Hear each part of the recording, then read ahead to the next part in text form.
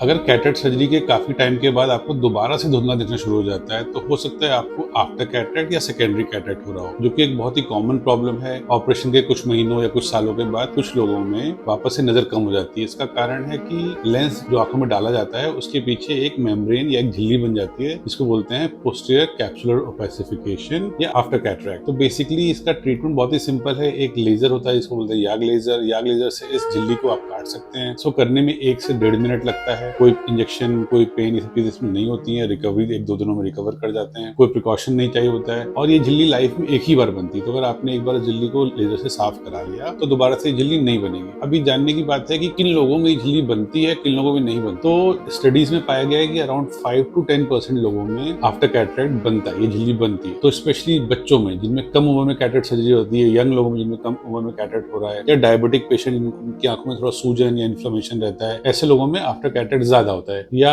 कई बार जिनको चोट की वजह से, अगर ट्रॉमा की वजह से कैटरेक्ट बन रहा है और कैटरेक्ट का सर्जरी किया गया तो भी झिल्ली बनने का चांस ज्यादा होता है। तो ट्रीटमेंट बहुत ही सिंपल है, लेजर से ठीक कर सकते हैं। तो इससे कोई भी घबराने की जरूरत नहीं है। और अगर आपको भी ऐसा लगता है कि ऑपरेशन के 1-2 साल के बाद आपकी नजर वापस से कम हो रही है तो अपने आई सर्जन से मिलें और आफ्टर कैटरेक्ट का ट्रीटमेंट कराएं। Thank you.